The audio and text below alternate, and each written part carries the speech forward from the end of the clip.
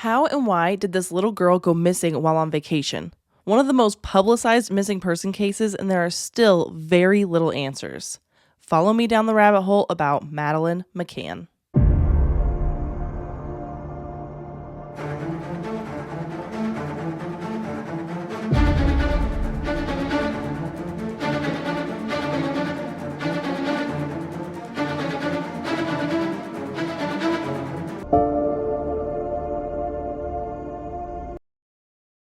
Hello, friends, and welcome back to the rabbit hole. I'm your host, Danny, and today we are talking about the disappearance and potentially murder of Madeleine McCann. Thank you, Nicola, Michaela, Kay, and Martin for requesting this episode. Really appreciate your requests. Half of you, of the requesters, half of the four of you, also requested the Red Shoe Club because this ties directly in. I got you next week. So I'm really excited about that. Before we dive in, of course, I love to thank our sponsors. So thank you, Wise Wolf Gold, for sponsoring my podcast. Guys, if you want gold and silver delivered straight to your front door, you don't have to go anywhere. You don't have to do anything. You just do it online. Gold shows up for as little as $50 a month. It's a subscription, so you get gold every single month. It's really cool. Go to rabbithole.gold right now to shop with me. Together, we can shop. That way, they know that I'm the one that sent you over there. It's really fun. So check them out. On the note of announcements, if you're not watching this episode yet, go to YouTube, go to Rumble. This one might not make YouTube. Go to Rumble. All those links are in the show notes. So you just scroll down a little bit. You can click on the link. It'll take you right there. You can watch me tell you a story. It's kind of fun. Also, I have a Patreon. So if you guys want extra things every single month, go to Patreon. I might start doing mini episodes over there. I've tossed it around with the patrons. I'm pretty excited about it, so check it out. And lastly, there is a merch store. If you want to rock the Rabbit Hole merchandise, check out the merch store. You guys can buy shirts over there. If you want stickers, leave me a 5-star rating. Send me a screenshot of the rating and your address, and I'm sending you stickers. So that's all. That's all the things. Let's dive into this. Madeleine McCann was born May 12, 2003 in Leicester, England. She lived in Rothie, Leicestershire with her family. She was described as a bright and joyful child. She grew up in a loving home with both of her parents being physicians and practicing Roman Catholics. This is very important for way later in the episode, and I'll bring it back up again. Madeleine was the older sister to twins, a boy and a girl, and they were only about a year younger than she was. Just a few weeks before Madeleine's 4th birthday, the family, with their friends, went on spring break to Portugal. The group arrived in Praia da Luz on April 28, 2007. There were 9 adults and 8 children in total, and they were called the Tapas 9, and we'll get into that in just a second. The family had rented an apartment just for them, and it was like a 2-bedroom ground floor apartment in a group of apartments known as Waterside Village at the Ocean Club Resort. The other families that were on the vacation with them, they had the neighboring apartments. So the McCanns were in 5A, then 5B, C, and D were also rented out by these friends. This Waterside Village was on the perimeter of part of Mark Warner's Ocean Club Resort, and the McCann's apartment, 5A, was accessible to the public from 2 sides. Sliding glass patio doors in the living room at the back overlooked the Ocean Club's pool, tennis courts, and the Tapas restaurant and bar, which was like on the far side of the pool. And the patio doors could be accessed via a public street. A small gate and a set of steps led to 5A's balcony and living room. The front door was on the opposite side of the block from the Ocean Club. And the family had a routine. Every night of their vacation, Kate and Jerry would feed their 3 kids around like 5 p.m.-ish, and they would play for a bit, do their nighttime routine, and then the kids would go to bed. Madeleine slept in a single bed near the door on the opposite side of the room from the window. Under the window was another single bed. It wasn't used because the twins slept in travel cots in the middle of the room. Once the kids were in bed, they would leave the door of the bedroom like cracked just a little bit, and then leave the patio door unlocked. The front door was always locked, and they would meet up with their friends at the Tapas restaurant at the resort. So their apartment's here. They have like a pool in between, and the Tapas restaurant's on the far side of the pool. It's like a 2-minute walk away from the apartment. Every 15 minutes to half hour, the timeline changes, one of the parents would go check on the kids. They didn't always put eyes on the children. Sometimes they would just like listen for the kids to make sure that they weren't awake, and they would help them get back to sleep if they were awake. But most of the time, they weren't making any noise. They were sleeping. This gets a lot of bad publicity. People are like, oh my gosh, like you would just leave your kids. I think that a lot of parents do this and just don't talk about it. Like if your kid is sleeping, or if you need to get your kid to sleep, sometimes it's best to leave the room or to leave the apartment. So this gets a bad rap from a lot of people just because one of your kids did end up going missing. But it's important to know that the other families that they were on vacation with were doing the exact same thing. So it's not like they were alone in this. The families were like, what the heck? Like, that's really weird. But one of the other families did have a baby monitor, so they could actually listen to their kids, whereas like the McCanns, they didn't have a baby monitor. And they had done this for 4 nights now, so they knew like this is what they were doing. It was like a way for them to get some adult time and not mess up their children's sleep schedule. And there was even a note left at the restaurant that the group would get the same table every night because they could see the tops of their apartments from that table. Although the note did include that the children were sleeping in the apartments, and it was kind of written out to where anybody could see it. So some people point to that note and be like, well, this is why Madeleine was abducted. The morning of May 3rd started like the others during their holiday, although during breakfast, Madeleine asked her parents why they didn't come when her and her brother were crying the night prior. And the parents were like, oh, I don't know, right? Like they weren't there to actually get the kids. The family spent their afternoon by the pool, and the kids went to kids club a couple times that day. After breakfast, they went to the kids club, and then right before dinner, they went back to the kids club. Kate picked the kids up from the kids club, which is basically like a daycare, and brought them back to the apartment around 6 p.m. while Jerry went to a tennis lesson. The kids were put to bed around 7 p.m. The evening had started as all the rest as well. So at about 8:30, Kate and Jerry left the apartment for the restaurant. Sometime around 9 p.m., Jerry got up to go check on the kids. He did notice that the bedroom door was open more than usual. It was open to about a 45-degree angle, and Kate and Jerry, like I said, normally left it just cracked a little bit so they could maybe check, like peek in on the kids. But he looked in, all the kids were sleeping soundly, so he just closed the door the rest of the way back to just a crack, and he returned to the restaurant. At about 9:30 p.m., another friend was going to check on his kids, so he offered to check in on the McCann's children because Kate was getting up to go check, and he was like, oh, I'll just do it. So again, this friend noticed that the bedroom door was wide open, but he didn't hear anything, so he just left. Like, he didn't check on the kids, like physically put eyes on them. He just like listened in. The kids were sleeping, so he left. At around 10 p.m., Kate McCann went to check on the kids. When she entered the apartment, she noticed that the door was open, just like Jerry had found it about an hour prior when he checked the kids, and just like when the friend checked on the kids as well. The door was open. But remember that Jerry had closed the door again. So like Jerry saw the door open, he closed it. Friend goes, he sees the door open, doesn't touch it, not his kids, not his problem. He's hearing them, nothing's going on. Cool, he's going back to his friends to drink and eat and do whatever they're doing at the restaurant. Kate comes back. She notices the door's open. She's like, what the heck is up with this door?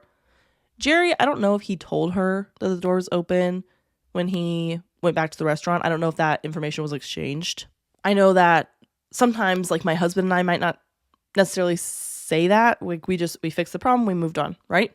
So we don't know how much information Kate actually had about the door prior to her going to check. When she went in there, she also didn't hear anything. So she went to grab the door to pull it, to close it back to a crack, but the door actually slammed shut.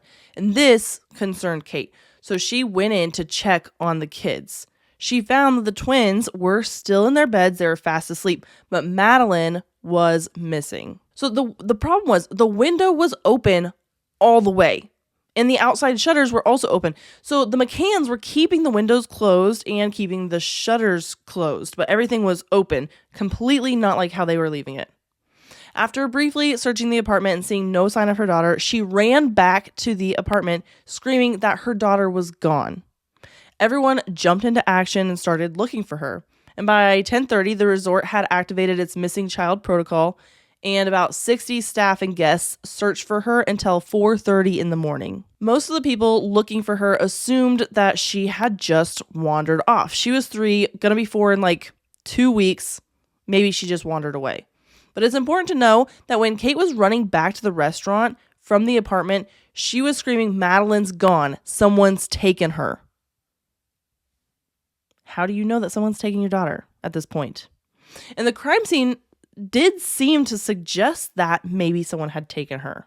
The police showed up at about 11:10 and secured a 5-mile perimeter, and by 1 a.m. the criminal police showed up. They had 2 dogs at the resort to patrol and aid in the search by 2 a.m. At about 8 a.m. the next morning, they had 4 more dogs out there helping to search for this missing girl. They wasted no time. They were searching the waterways, wells, caves, sewers, and ruins, everything around the area just to see, like, maybe she fell somewhere. Maybe did she drown in the pool? Like, where could she have gone? And details from that night still remain pretty murky. For example, there were conflicting statements regarding the checks the McCanns performed in the apartment and the exact moment when the disappearance was noticed. Which makes you wonder, like, was it a simple miscommunication under duress, or was there more to the story that we don't know? And there was the lack of definitive evidence. There was no clear signs of forced entry, no conclusive DNA traces from an unknown visitor, which only deepened the mystery. So this leads us to a couple of the theories as to what happened to Madeleine. Over the years, several competing narratives have emerged, each challenging the official account. The first is the intruder theory, and most people believe in this theory. Like, this is like kind of the mainstream theory, right? The intruder theory is the most straightforward explanation, suggesting that an unknown individual entered apartment 5A at the Ocean Club Resort and abducted Madeleine while her parents were dining nearby. On the surface, this theory seems plausible, as child abductions by strangers are not completely unheard of. However, when we dig a little bit deeper, questions start to pop up. One of the most prominent pieces of evidence is the sighting reported by Jane Tanner, a friend of the McCanns. She was one of the Tapas 9 who saw a man carrying a child in his arms around 9:15 p.m. The man was described as white, dark-haired, and wearing a light jacket and dark trousers. The child he was carrying was barefoot, wearing light-colored pajamas, similar to what Madeleine was reported to be wearing, like pinks and whites, maybe florally. It's unknown. But this child seemed to be asleep. In 2013, the Scotland Yard investigation revealed that this man was likely a holidaymaker carrying his own child, casting doubt on this critical sighting. But then you have like the open window and the shutters. So Kate McCann reported that the bedroom window was open and the shutters were raised. Early reports suggested that the shutters could not have been opened from the outside. However, they tested this later and found that they could be open from the outside if you tried hard enough. But I think that you would probably see signs of that. But there was a lack of fingerprints on the window, which raises questions about whether an intruder could have used the window at all. Unidentified DNA and foreign presence is also a question mark. Forensic analysis revealed traces of unidentified DNA in the apartment, but none conclusively pointed to a stranger. So numerous workers and guests had access to the apartment during the stay, complicating the analysis. Like, how many of their friends were coming and going from their apartment? How many staff members of the resort were coming and going from the apartment? How many people had lived in that apartment prior to them being there? And then we have the cadaver dogs who alerted to scents in the McCann apartment and the McCann's rental car, but no definitive human remains were found. Plus, the McCanns didn't get their rental car until 3 weeks after Madeleine's disappearance, although Some theories point to this and say that they killed her and then hid her body for a while. And then once they did get the rental car, that's when they transported the body to another location. We have some key suspects in this intruder theory. So we have Robert Murat, who was a local British man living nearby, and he quickly became basically the prime suspect. So he was seen around the crime scene and reportedly offered to help with translation during the investigation since he knew both English and Portuguese. Media scrutiny and local gossip intensified suspicion, but he was cleared when his alibi checked out. He was a suspect because of how he inserted himself into the investigation, which is pretty common for murderers to do because they want to know, like, what do the police know? Are they on to me kind of situation.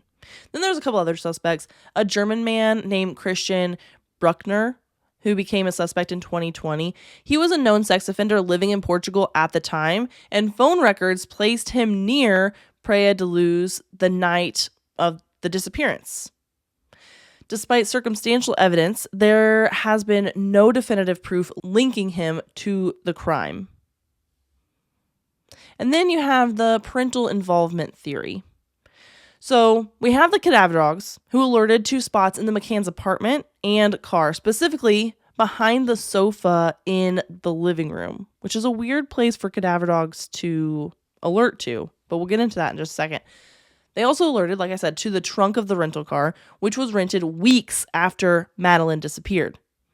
Blood was detected, but DNA analysis was inconclusive and could not definitively prove it belonged to Madeleine. Another forensic team actually came forward and they're like, hey, like this is years later. They're like, we have pretty advanced technology. We can test your DNA for you. But they've been turned down at every request. They're like, hey, like let us have your DNA. We'll test it. We'll test it. Not a big deal. We have this advanced technology. Nope, absolutely not. As if no one's really interested in learning more about this DNA, which makes you wonder, like, is there something to hide? Or do you like want to solve this crime? Do you want to solve this case? Like, are you actually concerned about your daughter's whereabouts? If she's alive or dead? Seems like nobody cares. Some critics argue that the scent of a cadaver is hard to explain if Madeleine had never died in the apartment. This was kind of where the idea I shared a bit earlier about Madeleine killing the parents, then transporting the body weeks later comes in. You have the cadaver dogs alerting to the different scents in the trunk of the car. And actually, the liquid that was found in the trunk of the car was tested, and some of it was shown to be a sedative.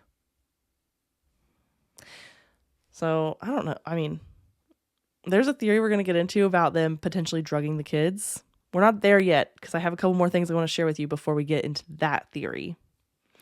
But early interviews show pretty inconsistent statements between Kate and Jerry's accounts of that night, which lead to the parent theory. And actually a lot of people, like, there's like two completely separate timelines. So everyone's like, okay, was it this timeline? Was it this timeline? What actually makes the most sense? Of course, the timeline I gave you is like the most official, like basically what everybody goes by.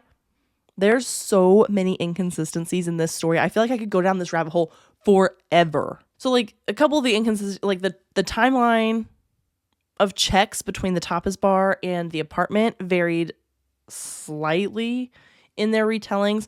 Some believe the inconsistencies hint at a rushed, panicked fabrication rather than genuine confusion. But then, of course, you have like the media manipulation and the public perception. So some argue that the McCann's media appearances seemed overly controlled and rehearsed. And accusations of being emotionally detached led some to suspect guilt of the parents, although trauma responses vary widely. So I listened to a podcast called Crime Junkie. I'm sure a lot of you have heard of it. They're very popular.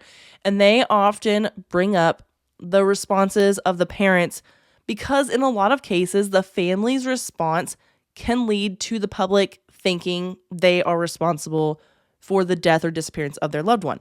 So like if a family is too emotional or if they're not emotional enough, that can lead to people believing that the family or the husband or the parents or whoever had something to do with the crime. On that podcast, they often say that it's hard to judge the response though, because most of us have never been in a situation like this. So we don't actually know how we would even react in like a trauma situation like this. So yes, we don't know how we would react. That doesn't stop all of us from judging the families ruthlessly. So, but their response doesn't mean that they weren't involved. Doesn't necessarily mean they were involved. I don't think that their response is necessarily a smoking gun. But there are some other weird things that I wanted to add. They aren't necessarily anything of substance. Some of them are, but some of them are just like weird. Like the fact that the McCanns were renting an apartment owned by a different McCann family. They weren't related at all. It was just odd. Or that one of Kate's friends happened to live on the same street as the brother of the producer of the television show they first appeared on. So maybe that's like, oh, cool. You live with like next to this guy. Can you get his brother to have us on his TV show? Or, hey, you live next to this guy. Let's get on his TV show so we can spread the narrative that we're trying to push. Oh, I don't know what I just did. Sorry, if you guys are listening to this, I'm recording and I just made balloons appear and I don't know how I did that. That was kind of fun. Not an appropriate time though. I feel like my phone's messing me up here. Anyway, maybe they were trying to push this narrative that Madeleine was abducted. But the abduction doesn't really make a lot of sense. There's actually more evidence pointing to the fact that she was probably killed in the apartment than there is evidence saying that she was taken from the apartment. And of course, we will go into like a more sinister theory here in just a minute, but I wanted to give you all these inconsistencies first. So the McCanns were doctors, both of them. So they would know the importance of evidence and what you could find in a crime scene, yet they allowed anyone and everyone to just trample through their apartment. Yes, granted, they were like looking for their daughter. At that point, they thought that she was abducted. I get that, but at some point, you know that she's not in the apartment. And the cadaver dogs. So the cadaver dogs, people are like, okay, well, maybe they messed up. The fact that they're alerting in these weird places like behind the couch and in the trunk of the car, that doesn't make any sense. These cadaver dogs were the absolute best cadaver dogs that you could have in that moment. They were like the top of their class. They had huge success rates. And even their handler had been used on several cases by the FBI.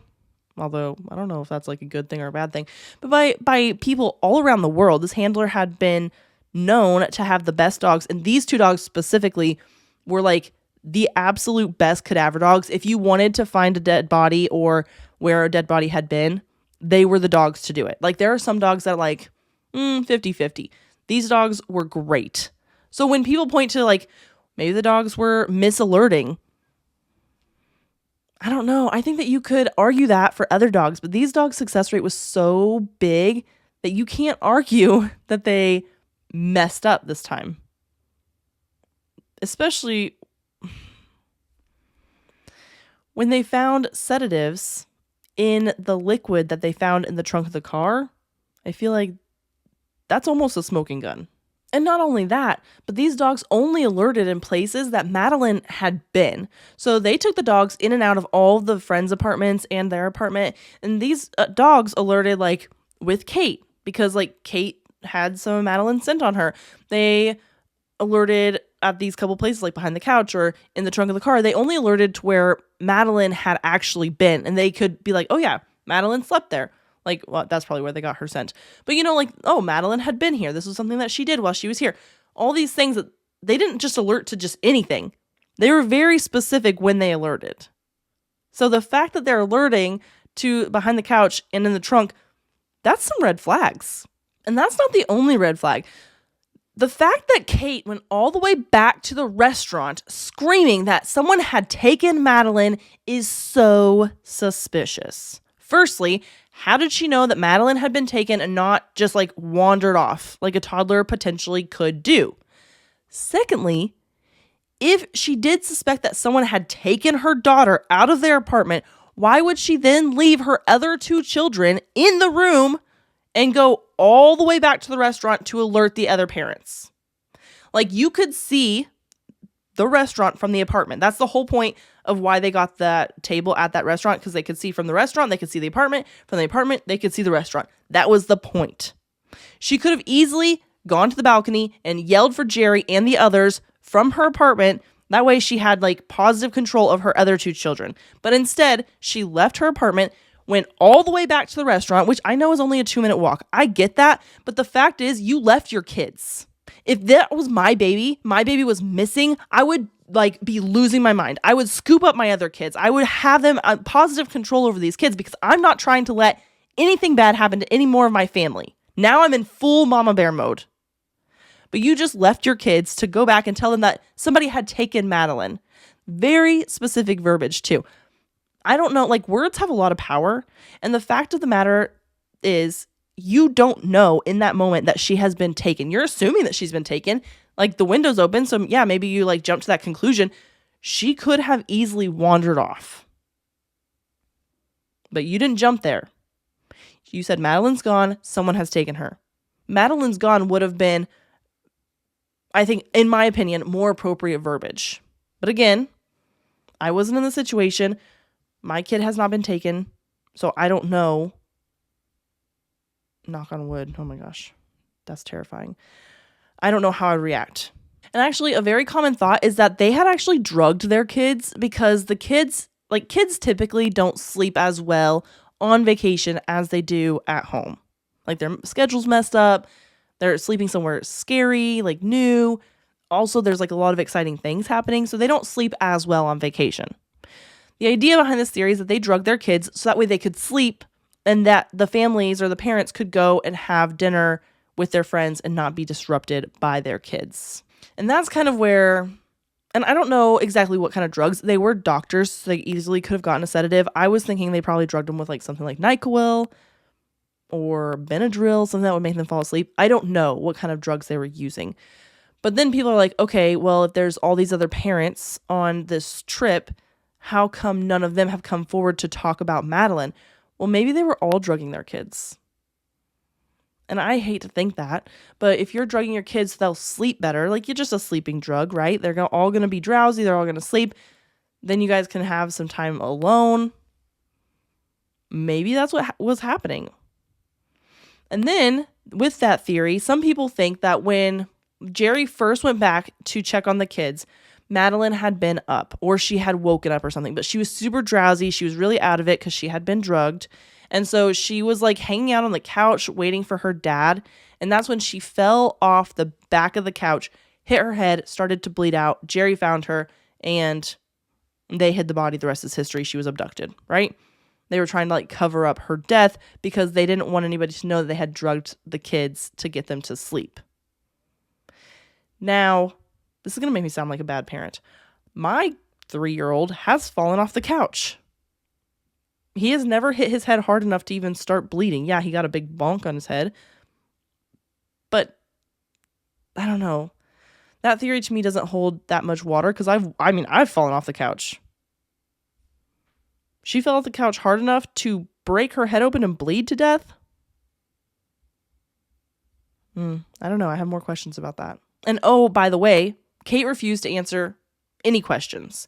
Now, she was legally advised not to answer any questions, but again, if my child was missing, I would be telling everybody everything that I could possibly think of to be getting that child back. I would not hold back. No lawyer could stop my mouth from moving. I would be telling you everything. This is what she was wearing. This is what we did that day. This is what we were doing. We left the apartment and somebody must have come in and taken my kid. I would tell you whatever. Let's find my baby. But she clammed up. And not only that, but while the search was happening, she wasn't searching. She was just sitting in the apartment. Like what? Madeleine's just going to walk through the door at any moment? There's a million people out searching for her. Somebody would see her walking this way. And I thought, okay, maybe she's sitting there with the other 2 kids, like with the twins. I don't know, like holding them close. I understand that. I can absolutely get behind that. But again, why don't you just... Jerry can hold one of the twins, you can hold the other twin, and you go search for your baby that's missing. Your baby is gone. Don't you want to go find her? And I think this is what leads us into the most popular conspiracy theory that runs in these kind of circles, right? So like you have this theory that there's a high level cover up happening. And it suggests that powerful individuals or organizations may have had a vested interest in either abducting Madeleine or covering up what actually took place. And there's some evidence and claims of a cover-up. Like, you could point to some things and be like, well, if the shoe fits. Oh, that was a pun that I didn't mean to make. Anyway, so first things first, you have the British government officials were reportedly involved unusually early in the investigation, especially because this disappearance didn't happen in the UK. Yes, they were English, but they were on vacation in Portugal. So you think that, like, I don't know, it's like the American officials wouldn't just get involved right away, I don't think. Like, they would give it some time. But pretty quickly, UK government was super involved. And they actually spent £13 million on this case, or have spent. They're probably still spending money on this case. And they have an entire operation dedicated to the disappearance of Madeleine McCann, Operation Grange, which gives me real, like, Warren Commission type vibes. Like, they know something sinister happened. They just need to figure out how to spin the narrative to make it work for what they need to say. Like, that it was actually an abduction and not something that it actually was. And by the way, I think it was super strange. The UK officials have never looked into the parents as suspects. And anyone who knows anything about these types of crimes know that you should always look at the people closest to the victim. So, like, if a spouse dies, they look at the other spouse. So if a wife dies, they automatically look at the husband. That's the first person they look at. But not once they ever look at the parents. But they never looked at the parents or the friends of the parents that were on vacation with them. So, like, you just think, oh, they automatically had nothing to do with it. This girl was automatically kidnapped from a stranger. Only 1% of abductions that happen, or less than 1%, are stranger abductions. Like, the statistic I pulled up, about 100 abductions are strangers out of 500,000. So out of 500,000 cases, only about 100 of them are stranger abductions. So the fact that they never looked at the parents, they never looked at the friends, they automatically assumed that their alibis checked out, they were all together-ish because they were going back and forth checking on their own children, that the parents couldn't have done it, or the friends couldn't have done it. The odds are really low. Like 1 in a million here, kid. Ish. 1 in a million-ish. Some allege that diplomatic pressure from the UK hindered the Portuguese police's ability to thoroughly investigate the McCanns because they were so convinced the McCanns hadn't done it. Or they were covering up the fact that the McCanns potentially did do it. And there have been allegations of elite pedophile rings that Madeleine may have been sold into. There have been claims that Madeleine may have been abducted as part of a trafficking ring involving high-profile individuals. Some conspiracy theorists, like myself, argue that the McCann family's extensive media presence was orchestrated to control the narrative, like I said earlier. Allegations that powerful media mongols and PR firms protected the family add to suspicions of a cover-up. Various alleged whistleblowers claim that sensitive information about the case has been completely suppressed. They don't want you to know it. And reports of unusual financial transactions and questionable donations to the Madeleine Fund have raised quite a few eyebrows. It wasn't long ago that there were alleged snuff films circulating on the dark web. So, I mean, there's always alleged snuff films circulating on the dark web, but this film was of John Podesta torturing a girl believed to be Madeleine McCann and bleeding her out for the adrenochrome in her blood. And then he drank the blood in a satanic ritual. This is the same John Podesta from Pizzagate, the same guy whose emails were leaked to the public. The chief of staff for President Bill Clinton, the campaign chairman for Hillary Clinton's presidential campaign, and the friend of one Jeffrey Epstein. Yeah, that John Podesta. By the way, just a second ago, we were talking about like media coverage and media cover-ups and pushing this narrative. If we know anything about Jeffrey Epstein, we know about Ghislaine Maxwell and Ghislaine Maxwell's father, who was a media mongol. That's interesting. Granted, Robert Maxwell was already dead, that doesn't mean that Ghislaine doesn't still have the connections to the media industry. Now, I'm not trying to make this all about John Podesta, because it's not, but this guy is super, super shady. In fact, a journalist by the name of Andrew Breitbart was calling him out for years before the whole Pizzagate scandal even started. So Andrew called John out on Twitter, and it was Twitter back then, and in interviews with other journalists. He was calling him out for being a pedophile, and he was asking, "What's in your closet, John Podesta?" Oddly enough, Andrew died of a heart attack in March of 2012. So before Pizzagate, he didn't even get to see all the Pizzagate shenanigans that happened. But John and Tony Podesta were in the area at the time of Madeleine's disappearance. They just happened to be in Portugal as well. So the grandson of Sigmund Freud had a home in Portugal, not too far from the resort. And during the initial weeks of the search of Madeleine, he invited the McCanns to stay at his mansion so they could stay away from the press if they wanted to. They could kind of like hide away. Later, it was revealed that he wasn't even in the country and that the Podesta brothers were actually the ones using the mansion and were actually the ones that invited the McCanns to come stay there. Not to mention, the images that were drawn up of suspects that were wanted for questioning by the police bore an uncanny resemblance to John and Tony Podesta. If you're watching this, here's a picture of it. But like, if you're not watching this, look it up. It's unreal. But what if the McCanns gave over their daughter? The fact that the parents might be involved and that there's an elite pedo ring could be both true, right? So Jerry McCann has been photographed in a group with Tony Podesta and Scott Morrison. In the photo, they're all wearing red shoes. And we know that Tony Podesta is involved in child sex rings. Scott Morrison, I had to look it up because I didn't know who that guy was. He was the 30th Prime Minister of Australia. So also a politician, maybe also involved in the Podesta stuff because the Podestas are very involved in politics. So is he a part of the Red Shoe Club? Obviously, he's wearing red shoes in that picture. And we know that Jerry's a physician, but also a practicing Roman Catholic. And you know that the Roman Catholic Church is like up to so many shady things when it comes to children. And I know I haven't covered it yet, but everybody knows that the Roman Catholic Church or the Catholic Church, they are so shady. We will get fully into the Red Shoe Club next week. That's definitely something that we need to cover. But on the very surface level, just so you have a basic understanding going into this, red shoes are said to have been made of children's skin, which were ritualistically murdered. So was Madeleine killed for ritualistic purposes so Jerry could be in the club? Because the club is of like the most elite satanic followers.